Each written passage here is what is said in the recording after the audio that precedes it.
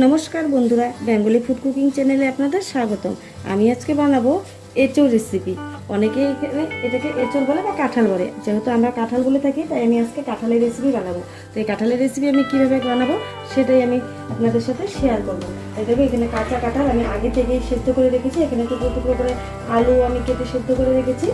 এখানে আমি কিছুটা মশলা করে রেখেছি। এখানে মশলা করেছি আদা, জিরে, কাঁচা লঙ্কা বাটা, আর ফোড়নের জন্য আমি নিয়ে নিয়েছি গোটা জিরে, দারচিনি, এলাচ, লবঙ্গ আর তেজপাতা।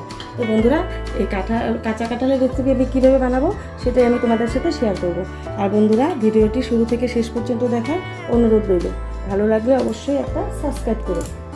তো চলো আমি কীভাবে কাঁচা কাঁঠালের রেসিপিটা রান্না করব সেটাই আমি দেখাচ্ছি। তো বন্ধুরা গ্যাস অন করে দিয়ে আমি কড়াই বসিয়ে দিয়েছি। এখন আমি দিয়ে দেবো সর্ষের তেল। এই রেসিপিতে আমি একটু তেলটা বেশিই দেবো।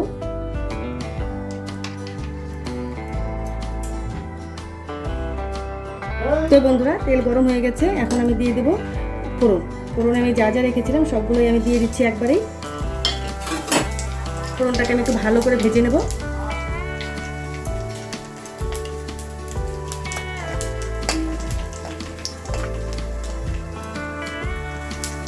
তো বন্ধুরা, ফোড়ন ভাজা হয়ে গেছে। এখন আমি দিয়ে দেবো বেটে রাখা মশলা।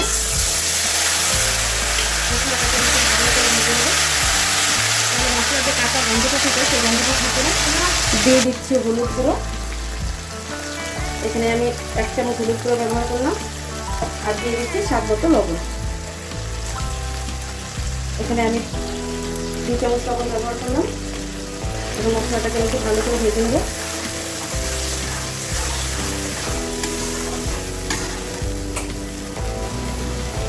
তো বন্ধুরা, মশলা ভাজা হয়ে গেছে। এখন আমি দিয়ে দেবো সেদ্ধ করে রাখা কাঁঠাল। এখন আমি ভালো করে কাঁঠালের সাথে মশলাটাকে মিশিয়ে কষিয়ে নেব।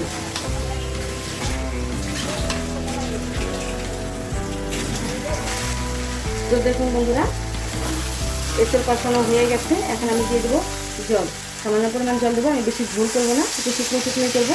তাই আমি জল দিয়ে দিলাম। জল দিয়ে এখন আমি এঁচোড়টাকে ভালো করে জাল করে নেব।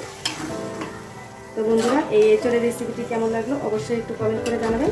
বাড়িতে এইভাবে বানিয়ে খাবেন, ওদের খুব ভালো লাগবে। ভালো লাগলে অবশ্যই একটা লাইক কমেন্ট শেয়ার করবেন আর সাবস্ক্রাইব করবেন।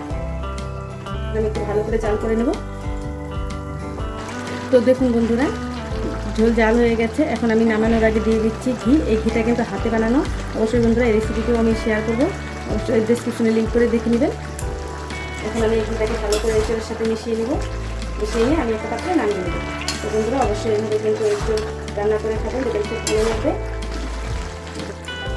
তো বন্ধুরা, আমি কিন্তু এখানে আর গরম মশলা অ্যাড করিনি, যেহেতু আমি গোটা দারচিনি, লবঙ্গ সব কিছু দিয়েছি। তো ওটাই একটা ফ্লেভার বেরিয়েছে। তো সেই জন্য আমি আর গরম মশলা ব্যবহার করিনি। আপনারা চাইলে গরম মশলাটাও অ্যাড করতে পারেন। তো বন্ধুরা, আমি এখন একটা পাত্রে নামিয়ে নিচ্ছি, গ্যাস অফ করে দিচ্ছি। যে দেখুন বন্ধুরা, এঁচোড়ের ডালনা হয়ে গেছে।